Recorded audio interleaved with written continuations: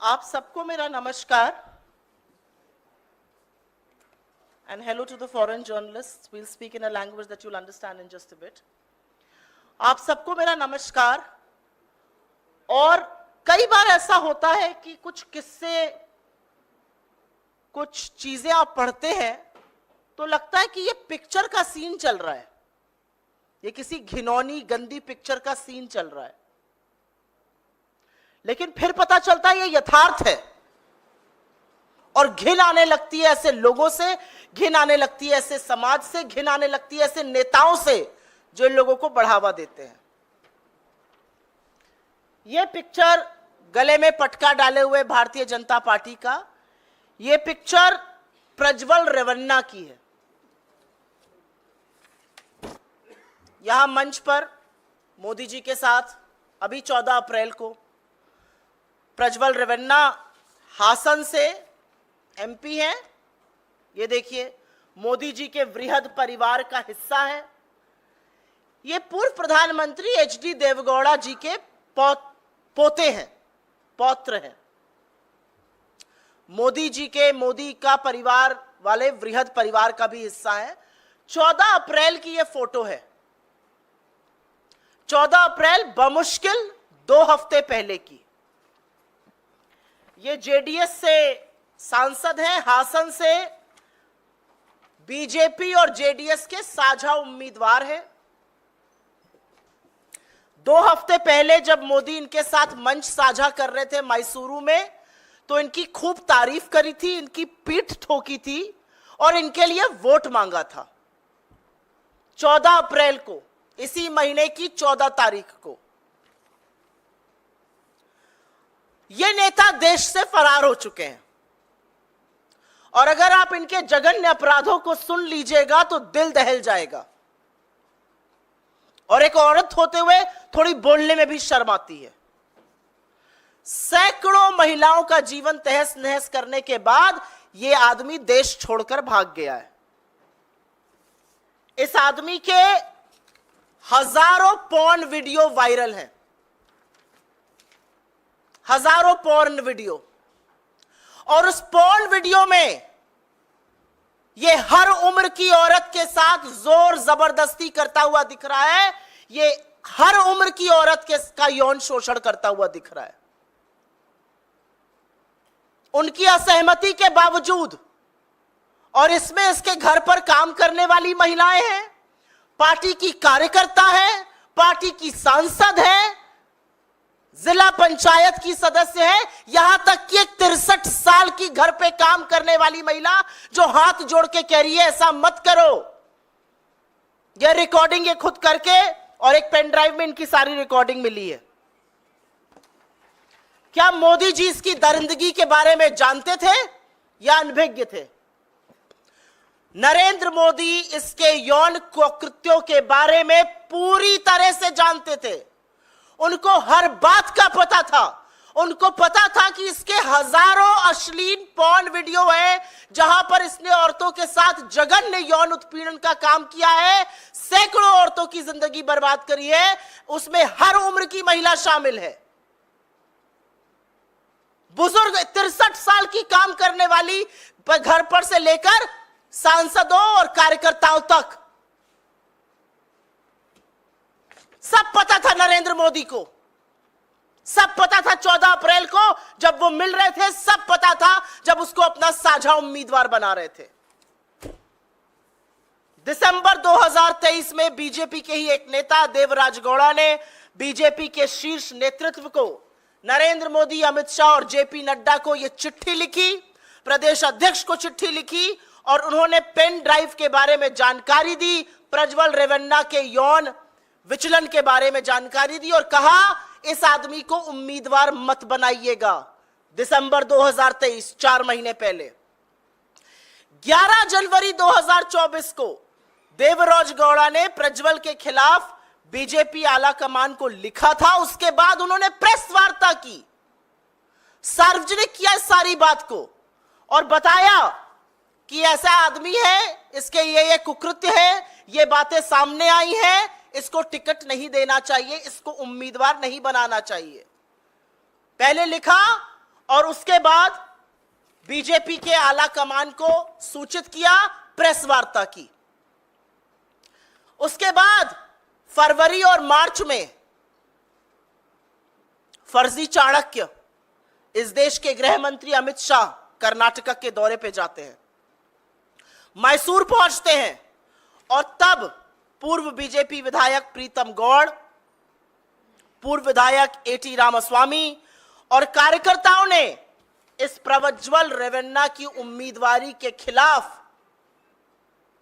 उनको कहा ऐसे व्यक्ति को टिकट मत दीजिए, इसके यौन कुकृत्य के चर्चे बहुत फैले हुए हैं, इसने हर उम्र की औरत का शोषण किया है, इसके तमाम हजारों वीडियो पेन ड्राइव पर है, इसने सैकड़ों औरतों की जिंदगी तबाह करी है।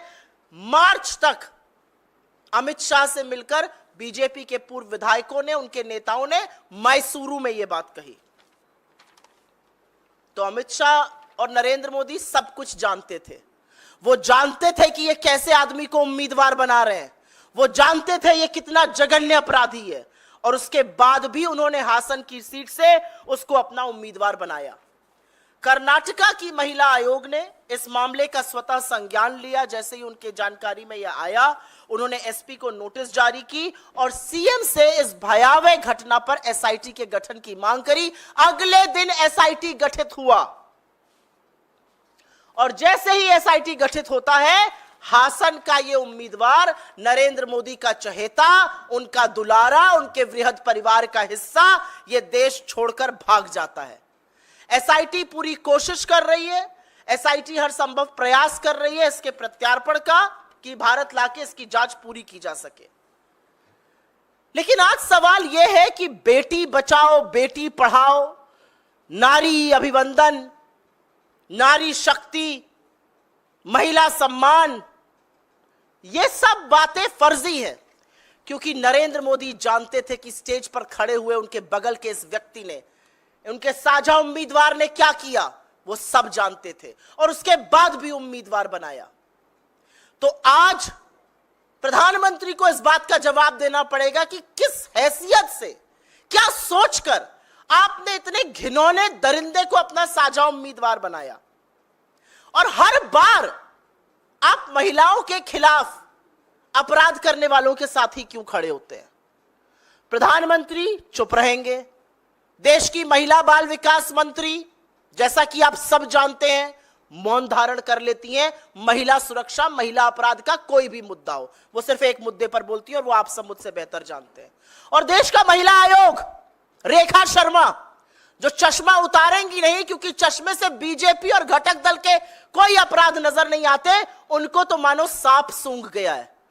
नोटिस पे नोटिस, नोटिस पे नोटिस, नोटिस पे नोटिस भेजेंगी विपक्ष को, लेकिन भाजपा के कुकृत्यों को, भाजपा के घटक दलों के कुकृत्यों को, इतने जघन्य अपराधी का कोई संज्ञान नहीं लिया जाएगा।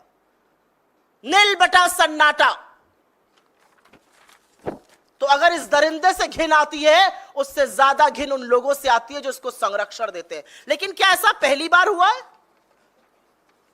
क्या ऐसा पहली बार हुआ है कि नरेंद्र मोदी ने उन लोगों का साथ दिया है जो महिलाओं का शोषण करते हैं? बिल्कुल नहीं। कुलदीप सिंह सेंगर की गिरफ्तारी तब हुई थी, जो दोषी पाए गए थे हत्या और बलात्कार के, गिरफ्तारी तब हुई थी जब इलाहाबाद हाई कोर्ट को बोलना पड़ा था, चिन्मयानंद पर कोर्ट को बोलना पड़ा था। सोनभद्र के विधायक राम दुलार गोंड, जो पॉक्सो में नाबालिग के रेप के दोषी पाए गए, उनको टिकट तब दिया था जब उनके ऊपर पॉक्सो का मुकदमा चल रहा था। चाहे वो उत्तराखंड की अंकिता भंडारी हो, चाहे वो गुजरात की बिल्किस बानो हो, और चाहे वो दिल्ली में बैठी हुई सबसे होनहार बेटियां हो जो यौन शोषण का आरोप लगाती हैं, उनको बूटों के तले रौंदा जाता है। लेकिन आरोपी को मोदी जी गोदी में बिठाकर संरक्षण देते हैं। आज तक उसका टिकट नहीं काट पाए हैं। और मैं बृजभूषण शरण सिंह की बात कर रही हूं। हर बार आधी आबादी के खिलाफ जघन्य कुकृत्य करने वालों के साथ नरेंद्र मोदी क्यों खड़े होते हैं? हर बार वो चुप क्यों रहते हैं? हर बार स्मृति ईरानी और महिला आयोग को सांप क्यों सूंघ जाता है? और मैं आपके माध्यम से आपके सीनियर मूर्धन्य पत्रकारों से भी सवाल पूछती हूं, क्यों है इतना सन्नाटा? कितने शो हो रहे हैं इस पर? कितनी टिप्पणियां लिखी जा रही हैं पेपर पर? कितने एडिटोरियल्स लिखे जाएंगे? आज ये सवाल पूछा जाएगा, क्योंकि सभ्य समाज में, राजनीतिक जीवन में, सार्वजनिक जीवन में ऐसे लोगों की कोई जगह नहीं है। और ऐसे लोगों को बढ़ावा देने का काम, ऐसे लोगों को संरक्षण देने का काम, ऐसे लोगों को राजनीतिक हैसियत बढ़ाने का काम खुद नरेंद्र मोदी और अमित शाह कर रहे हैं। यह असलियत है। I will very briefly make a small statement in English on this. This gentleman right here is former Prime Minister H.D. Devgowda's grandson, Prajwal Revanna. He is the MP from Hassan in Karnataka. He is also the joint candidate of Narendra Modi's BJP and its ally JDS. This man has been alleged and has been found on video, and not one and not two, but thousands of videos in which he is molesting women, in which he is doing heinous crimes against women, and women from all age group. These women are domestic household workers who work at his house. They are party workers. They are his MPs. That's the kind of man he is. Thousands of videos, hundreds of women whose life have been destroyed by this man. A 63-year-old house help, a woman old enough to be his mother, maybe his grandmother, is seen pleading on one of the videos saying, "Don't do this to me. Don't record this. Don't do this to me." 63-year-old woman.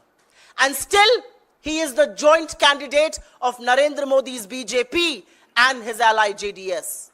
Did Mr. Modi not know about him? He knew every single thing. He knew exactly about the videos. He knew exactly who this guy was. He knew exactly the women who had been molested.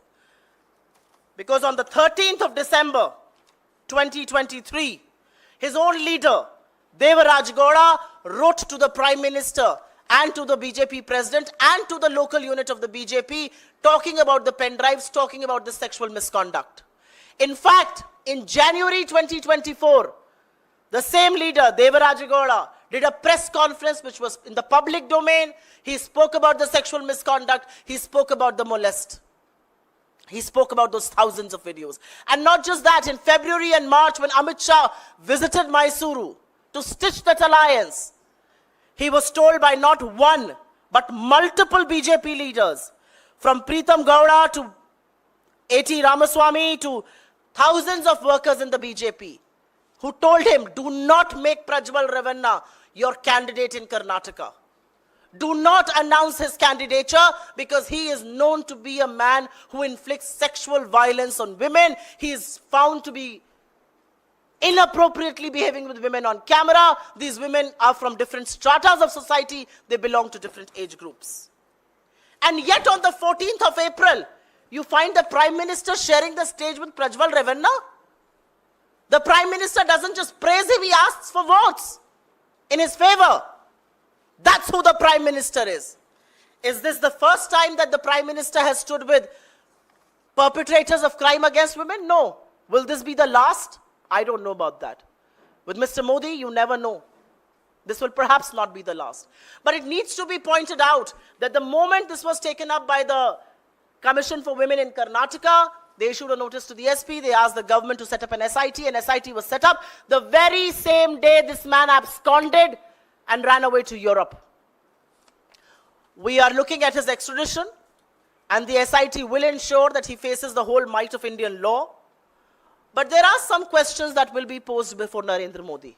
And those questions include his silence. Those questions include his blessing. Those questions include his absolute know-how. And those questions will include, why did he make this man his candidate? Why is Smriti Irani quiet? Where is the National Commission for Women? They are only interested in issuing notices to members of India's opposition. What about perpetrators of crime like this? Where is Rekha Sharma? Is she hibernating? Is she on a holiday? Is she writing those filthy tweets that she writes? That's what we want to know. But where is the Prime Minister, and what is the explanation he has? Despite knowing every detail, how could you make a man who's so engrossed in sexual violence, sexual crime against women, your candidate? But has this happened for the first time? No. You must remember that in Unnao, Kuldeep Singh Sengar was arrested only after the courts intervened. Chinmayanand was arrested only after the courts intervened. Ram Dular Gond, their MLA from Sonbhadra, who has now been found guilty of raping a minor under the POXO Act, was given a ticket when the POXO case was going on against him. Have you forgotten Brijbhushan Sharan Singh? Have you forgotten that he is a sexual offender? Have you forgotten he's been named in a charge sheet? Have you forgotten the BJP has not been able to act against him? Have you forgotten Ankita Bhandari? Have you forgotten Bilkis Bano? Each time there is a crime against women, the Prime Minister, his government, his machinery, and the BJP are always protecting the perpetrators of this crime and not the women, not the victims. That is the question today. आपके सवालों का स्वागत है. अगर आप इस पर सवाल पहले लीजिएगा तो मैं अनुग्रहित रहूंगी. I'll be very grateful if you please focus your questions on this matter.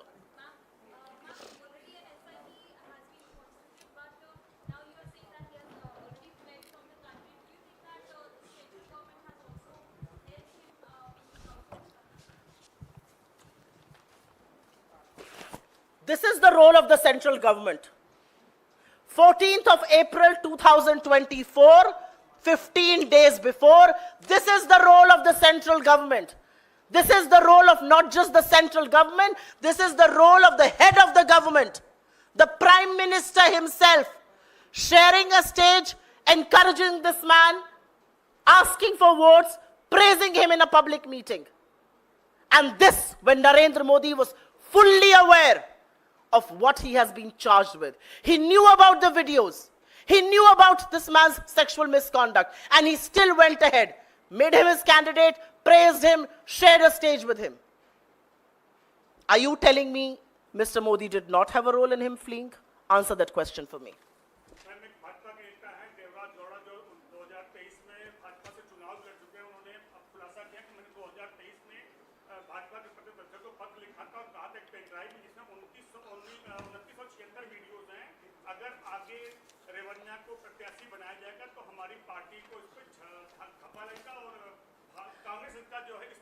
ये वो चिट्ठी है देवराज गौड़ा की जो उन्होंने प्रधानमंत्री को, गृह मंत्री को, जेपी नड्डा को, कर्नाटका के बीजेपी प्रेसिडेंट को लिखी दिसंबर 2023 में.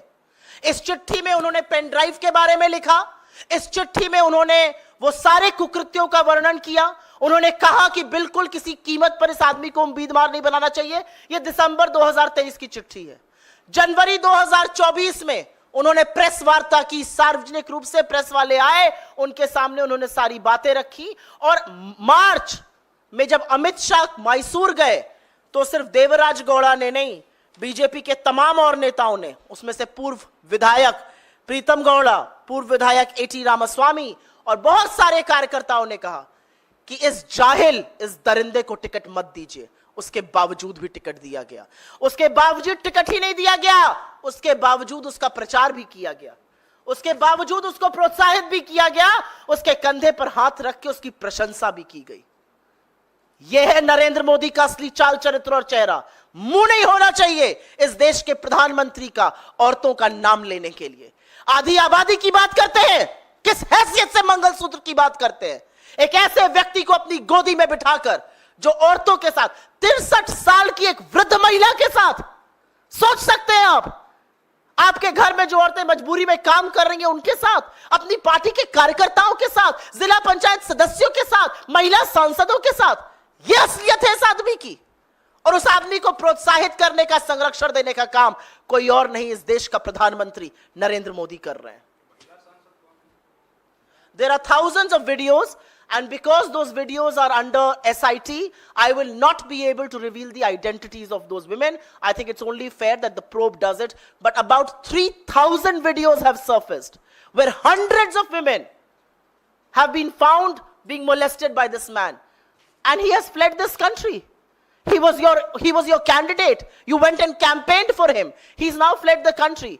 But believe you me, the Karnataka government will ensure that he's extradited and he faces the might of Indian law. That's what we hear.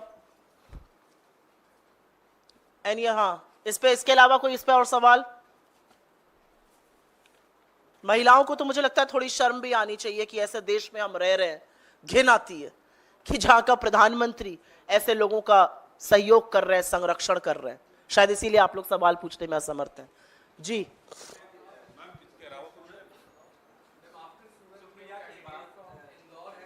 one of you will have to ask the question. Decide which one.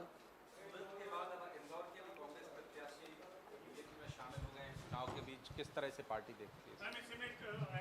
उनके ऊपर एक मुकदमा था। आप सवाल पूछ चुके हैं। नामांकन की उस पे धारा जोड़ी गई है हत्या के प्रयास की, तो क्या ये माना जाए कि अगर आप बोल चुके हो तो मैं जवाब दे दूं।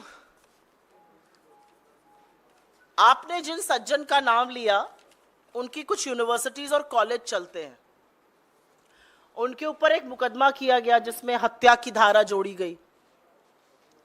उनके ऊपर क्या प्रेशर था मुझे नहीं पता, लेकिन ऐसे ही कोई जाकर अपना नामांकन वापस नहीं ले लेता है और बीजेपी का दामन नहीं थाम लेता है।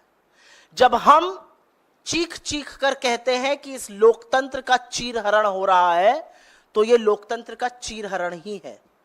कैंडिडेट्स को डरा धमकाकर, उनके प्रस्तावकों को डरा धमकाकर, उनके खिलाफ ऐसी ऐसी धाराएं लगाकर, उनके धंधा पानी को चौपट करके जो काम भारतीय जनता पार्टी कर रही है, इसको चुनाव जीतना नहीं कहते हैं, इसको लोकतंत्र का चीरहरण कहते हैं। और वो करने का काम भारतीय जनता पार्टी और खुद उसके शीर्ष नेता कर रहे हैं। The gentleman in question has multiple universities and colleges in the state that we spoke about. The gentleman in question was slapped with, one of the charges slapped against him was of murder. It is not natural, it is not normal, it is not ordinary that somebody just withdraws their candidature and joins the BJP. When we say that India's democracy is under threat, this is the threat that we speak about. The threat is to coax candidates, to put pressure for them to withdraw, to intimidate them, to intimidate their proposers, and that is what is happening. So anybody who questions us, and multiple colleagues of yours question us, kahan hai democracy khatre mein? Yahan hai democracy khatre mein. When you are putting pressure, when intimidation is of the kind where people are having to withdraw from electoral contests, where is a free and fair election? Where is a free and fair election when the Prime Minister delivers a hate speech, but he is not held responsible? The notice instead goes to the party president. Where is a free and fair election when the Election Commission looks the other way, when candidate after candidate is being intimidated? I think these are questions that you should raise more than me. Shivraj Singh Chauhan इसी पे कह रहे हैं कि ये प्रधानमंत्री की चमत्कारी नीतियों का नतीजा है कि कांग्रेस के लोग भी अब भाजपा में आ रहे हैं। प्रधानमंत्री की चमत्कारी नीतियां ये हैं। प्रधानमंत्री का चमत्कार प्रज्वल रेवन्ना में दिखता है, जो सैकड़ों औरतों का बलात्कार करता है, उनका यौन शोषण करता है, उसके वीडियो सामने आते हैं। 5 महीने से प्रधानमंत्री को पूरी जानकारी है और उसके बाद भी उसको ना सिर्फ अपना साझा उम्मीदवार बनाते हैं, उसके साथ मंच शेयर करते हैं, उसके कंधे पर और उसकी पीठ को थपथपाते हैं, उसकी प्रशंसा करते हैं, उससे वोट मांगते हैं। यह है प्रधानमंत्री का चमत्कार। आगे मेरा मुंह मत खुलवाइए। Any other questions? जी बोलिए। पहले वाला जो आपका विषय था उससे संबंधित है। प्रधानमंत्री ने अभी एक रैली में कहा कि विपक्ष के लोग मैदान छोड़कर भाग चुके हैं और मेरी आवाज में भद्दी भद्दी वीडियो बना करके ये लोग पोस्ट कर रहे हैं सोशल मीडिया पर। सूप तो सूप, बोले छलनी जिसमें 72 छेद। प्रधानमंत्री बात करेंगे वीडियो की काट छाट की, प्रधानमंत्री बात करेंगे भद्दी बातों की, प्रधानमंत्री बात करेंगे उनके स्टेटमेंट को कैसे चलाया जा रहा है। अरे थोड़ा गिरेबान में झांक कर देखिए, एक शब्द नहीं बोल पाइएगा। दुनिया की सबसे बड़ी फेक न्यूज फैक्ट्री, सबसे महंगी फेक न्यूज फैक्ट्री, जिसका काम ही है लोगों की रेपुटेशन को असैसिनेट करना, जिसका काम ही है एक व्यक्ति विशेष के पीछे पड़ना, उनके बयानों को काट छाट तोड़ मरोड़ के प्रस्तुत करना। करोड़ों हजारों रुपए लगा दिए लेकिन सच को छुपा नहीं पाए और आज दुनिया जानती है कि राहुल गांधी क्या है। ये बोलेंगे प्रधानमंत्री को मुंह के दांत के तले उंगली दबानी चाहिए, शब्द नहीं बोलना चाहिए। एक आप भद्दी बातें करिएगा तो आपको भद्दी बातें सुनाई देंगी। अगर आप महिलाओं की, अगर आप समुदायों की का तिरस्कार करिएगा तो महिलाएं आपके खिलाफ आज बोल रही हैं। आपके चैनल्स पर मैं देखती हूं ओपिनियन पोल्स, आपके चैनल्स पर मैं वॉक्स पॉप्स को सुनती हूं जो आम जनता की बातें हैं। वो क्या क्या बातें प्रधानमंत्री के लिए बोल रहे हैं, सुनकर दुख होता है। सुनकर दुख होता है कि इस देश के प्रधान पंत के लिए वो बातें कही जा रही हैं। प्रधानमंत्री रोएंगे, मेरे नेता सही कहते हैं, अब रोने वाले हैं, जल्दी रोएंगे, देखते जाइए। अभी अभी सुप्रिया जी, कैंडिडेट तो नॉमिनेशन जो वापस ले रहे हैं, आप कह रहे हैं कि डरा धमका कर, लेकिन लवली जी जो हैं, जो दिल्ली के आपके प्रदेश अध्यक्ष हैं, उन्होंने किस डर के मारे वापस लिया, अपने अध्यक्ष पद से इस्तीफा दिया है? क्या तो आरोप लगा रहे हैं पार्टी पर? मुझे ऐसा लगता है कि उनकी बहुत सारी बातों का जवाब मैं देना चाहूंगी लेकिन दूंगी नहीं। मुझे ऐसा लगता है उन्होंने इस्तीफा दिया, वो इस्तीफा मंजूर कर लिया गया। ऐसा कोई भी निर्णय नहीं था जिसमें वो शामिल नहीं थे। जितना एक्सेस उनको लीडरशिप का, जितना एक्सेस उनको अध्यक्ष जी के यहाँ का, जितना एक्सेस उनको अध्यक्ष जी के ऑफिस का था, शायद ही कम लोगों को होता हो। तो उनकी बहुत सारी बातें निराधार हैं और मैं उसका पूरी तरह से खंडन करती हूं। मुझे ऐसा लगता है कि चुनाव के दौरान यह करना कहीं ना कहीं आपकी नियत पर सवाल जरूर उठाता है। मैंने बोल दिया से कई सारे एक्स-एमएलए थे तो उन्होंने ये भी आरोप लगाया दीपक बावरिया जी पर किस तरह से पार्टी को नुकसान पहुंचा है। तो क्या पार्टी इस पर कोई डिसिप्लिनरी एक्शन लेगी? चुनाव के दौरान आप रिजाइन करिए, आप दिक्कतें पैदा करने की कोशिश करिए और एक्शन किसी और के खिलाफ लिया जाए। ये सुना है आपने कभी?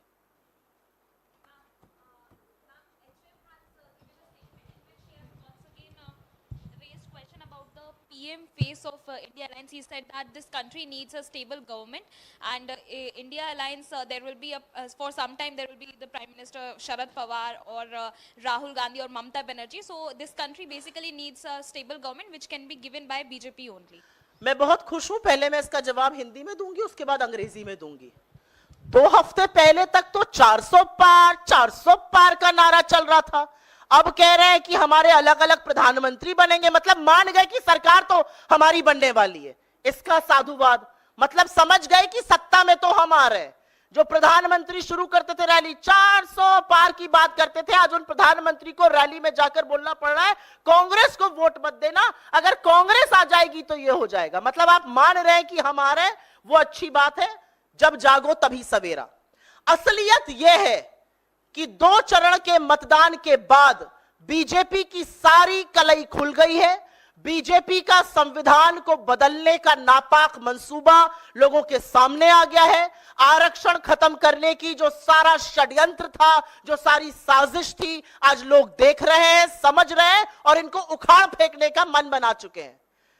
ये कोइंसिडेंस नहीं है कि पिछले 48 घंटे में 2-2 बार आरएसएस के प्रमुख, खुद मोदी जी, खुद गृह मंत्री जी आकर कह रहे हैं नहीं हम आरक्षण खत्म नहीं करेंगे। आप आरक्षण ही खत्म करना चाहते हैं, इसीलिए आप संविधान बदलना चाहते हो और ये आपका आज का मत नहीं है। मोहन भागवत जी तो 2015 से कह रहे हैं कि आरक्षण खत्म करो। प्रधानमंत्री मोदी हमारे मैनिफेस्टो में सिर्फ और सिर्फ जातिगत जनगणना को लेकर ही क्यों भ्रम फैला रहे हैं? आप बताइए ना, आप जातिगत जनगणना के साथ हैं या खिलाफ है? आप बताइए ना, आप आरक्षण के साथ है या खिलाफ है? क्योंकि आपकी पूरी पार्टी, गुरु गोलवलकर से लेकर आपके पहले जो आरएसएस के मीडिया पब्लिसिटी के हेड थे, वो खुद मोहन भागवत जी, सबने आरक्षण का दुर्विरोध किया है। ये संयोग नहीं है कि बीजेपी के बड़े नेता अनंत हेगड़े, सांसद लल्लू सिंह, प्रत्याशी ज्योति मिर्धा कह रही है संविधान बदल देंगे। तो ये देश ने चौकन्ने होकर सब सुन लिया है और आपका बोरिया बिस्तर गोल करने वाला है, क्योंकि ये देश सब कुछ सहेगा। ये देश आरक्षण के साथ और संविधान के साथ खिलवाड़ बिल्कुल नहीं सहेगा। As far as your question is concerned, I'll very briefly answer it in English since you asked me in that language. I am very glad that the Home Minister is talking about who our potential Prime Minister candidates will be.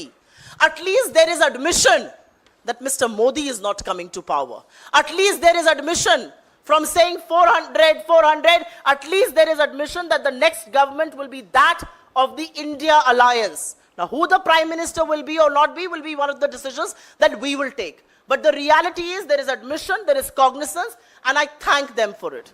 The reality also is that the country has seen through the sinister plot of trying to change the constitution, of ending reservations, because that has been the core philosophy of the RSS, from Mohan Bhagwat to Golwalkar to everybody else involved. They have consistently opposed reservations. Even the BJP, it is no coincidence that from Lallu Singh to Jyoti Mirda to Anant Hegde, they are all talking about changing the constitution. What does changing the constitution mean? It simply means denying people the right to reservation. It simply means to act against Dalits, it simply means to act against tribals, it simply means to act against the backward classes and the poor who belong to the general category. The people of this country have understood your sinister plot and they will throw you out. Supriya जी, अमेठी और रायबरेली पर सवाल पूछना चाहती हूँ, क्योंकि CC हुई थी उसमें भी कुछ क्लैरिटी नहीं हुई। क्या गांधी परिवार के सदस्य ही इन 2 सीटों से लड़ेंगे और कब कांग्रेस इसकी घोषणा कर सकती है? ये कहना गलत होगा कि क्लैरिटी नहीं हुई। वहां पर पूरी तरह से अध्यक्ष जी को ये जिम्मा सौंपा गया है कि वो डिसाइड करें, उनको ऑथराइज किया गया है, वो डिसाइड करें कैंडिडेट कौन होगा। चुनाव छुपकर तो लड़ा नहीं जा सकता है, चुनाव तो पूरे गाजे बाजे के साथ पूरे माहौल में बाहर लड़ा जाएगा। जैसे ही कैंडिडेट अनाउंस होगा आप लोगों को इस बारे में पता चलेगा। हमारे यहाँ ये डिसीजन बंद कमरे में 2 लोग नहीं लेते हैं, सीईसी ने एक अपना मत सामने रखा है और अब अध्यक्ष जी और सीईसी पर इसकी मोहर लगकर कैंडिडेट डिसाइड होगा।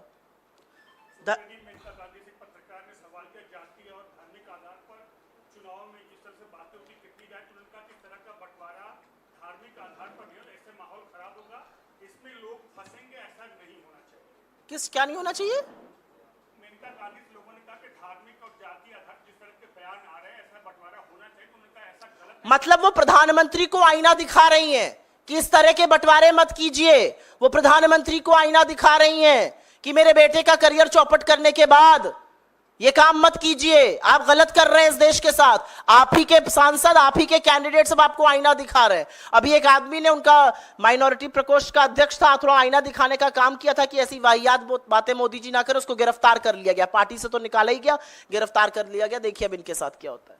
चलिए, बहुत बहुत धन्यवाद आप लोगों का। Thank you very much.